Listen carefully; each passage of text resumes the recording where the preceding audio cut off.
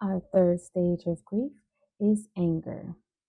Now, what a lot of people don't know is that anger is a secondary emotion.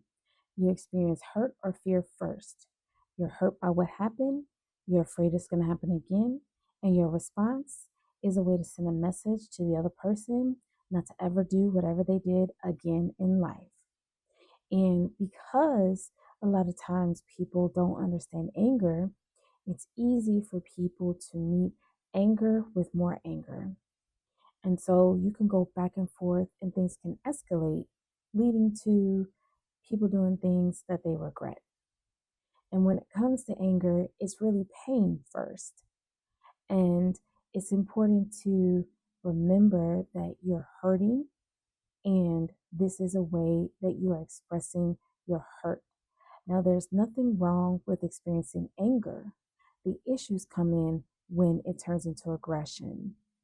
And aggression can be yelling, throwing things, slamming doors, fighting people with their words and with fists.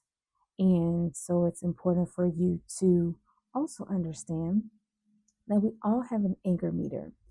And I say 0 is whatever, I don't care. 5 is watch it. 10 is everybody run.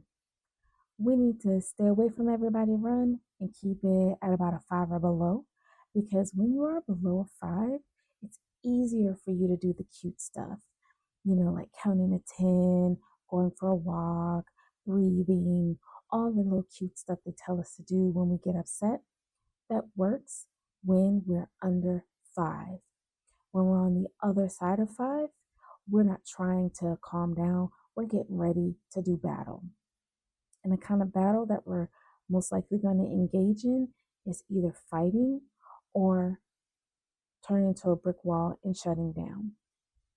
And the thing is, when you are angry, it's easier for you to be irritated before you explode. Now, you combine anger with grieving, your energy is already low, you already don't have time for the foolishness.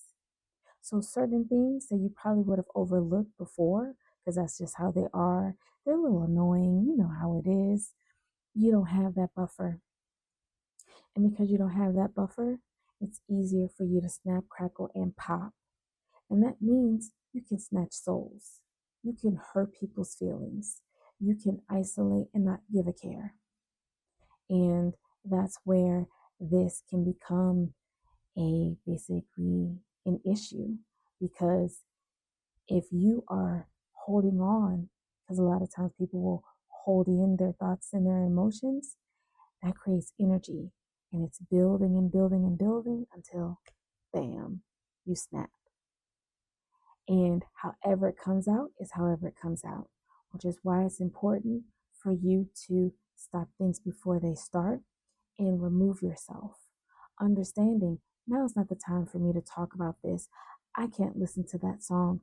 I can't watch that movie. I can't go over there. And being okay with that, because anger, guilt with grief, look out. Now, if you're on the other side of this and you notice someone is angry while they are grieving, it's not the time to fight fire with fire. Arguing back and forth with someone grieving is not helpful. Going and trying to tell them how they need to get over it and just breathe.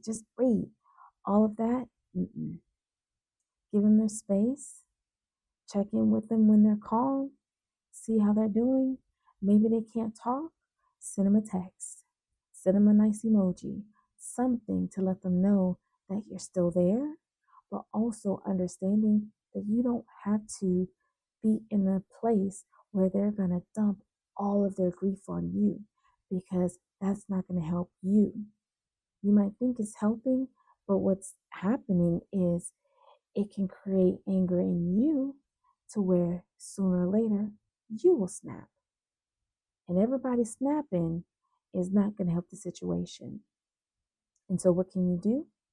Take time out, understand that you need to separate. You need to try to find healthy ways to release your thoughts and emotions in a way that is not going to lead to you having to apologize.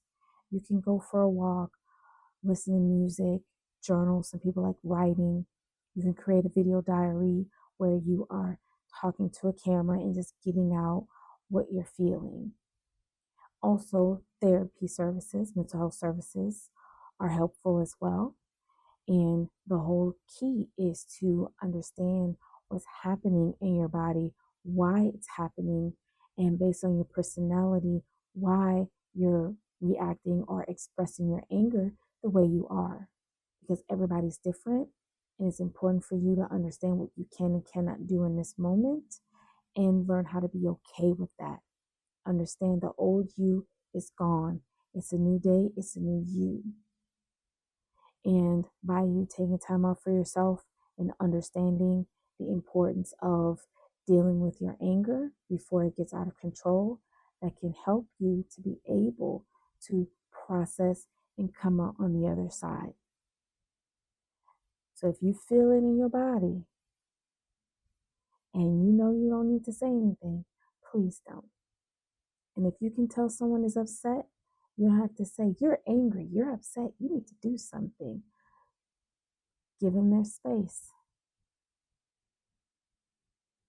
And when you're able to give yourself space, hopefully you'll be able to work through what you need to, and then you'll be able to come out on the other side. At the end of the day, we have to answer for our actions. Yes, we could be upset. I was grieving. Yes. At the same time, my words hurt you. My behavior hurt you.